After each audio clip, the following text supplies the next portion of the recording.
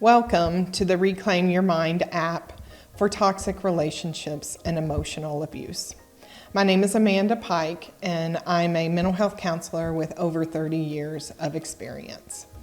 I have worked with a lot of populations in private practice. I've worked with the juvenile justice system. I've also worked with a lot of addictions. I am very fortunate. I work in a very multicultural part of the world, so I've had many cultures come to me, faiths, economic status.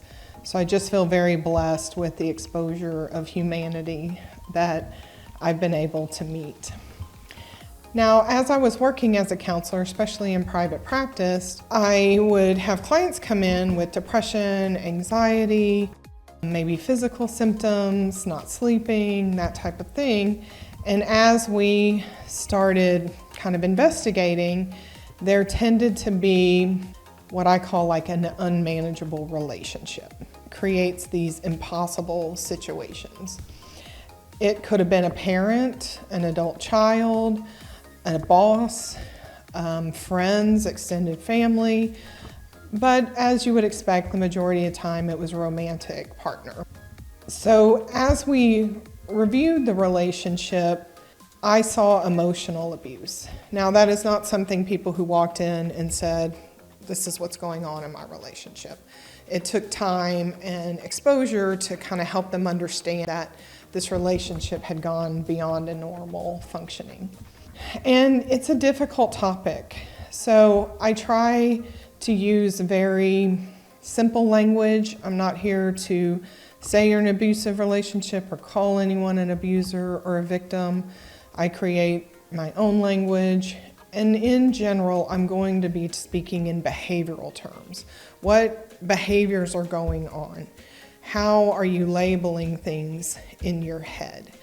That's actionable items. And so that's really where my main focus is going to be. So we don't need a label. I know people don't come in unless there's a lot going on.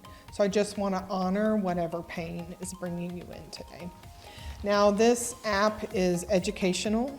Unfortunately, I'm not meeting you in person, so this is not therapy, but there's so many mental health tools and techniques and processes that I can teach you that hopefully will create some improvements in your life and in your own mental well-being.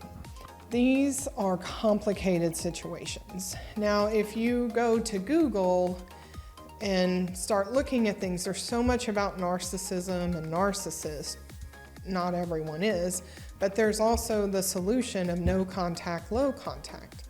What I found was the majority of my clients maintained the relationship, which is their right. And there is no one better to know for their family system what needs to happen than the person coming in. So I want to honor that, and I also want to add to that middle ground. I want to give you tools.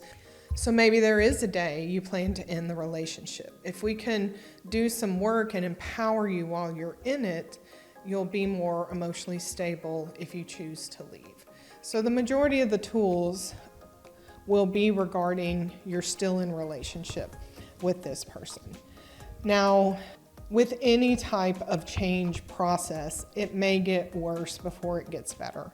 The number one thing that I saw when clients came in was denial, and it was very functional. They tended to focus on what had worked, what worked occasionally, but other than just expressing anger, they didn't really know or how to take action because all the actions they've tried didn't seem to work. So getting out of denial, like really looking at these relationships in their current form, is emotional. And so just take your time, take it at your own pace. Also, with these type of relationships, people often are monitored. So I just encourage you to be safe. Know when is a good time to open this app and do this work.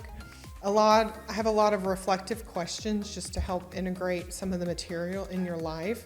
They can all be printed off on a piece of paper And so if that's safer to have a piece of paper and a journal, then please do so. Lastly, I just want to applaud you for being here, applaud you for investigating this material. That first step really is the most difficult. But I believe people are coming here for change, small, medium, or large, and I want to honor that. And with these processes, you can have change. Now, it may, like I said, get a little more difficult before it gets better, but as we continue to focus on ourselves and what we are empowered to change within ourselves, you will see change. And I just loved watching my clients, even if it was this much change. I really appreciated how much effort and work that they took. So thank you for coming. I hope you stick with it. And we're going to move on into the first section.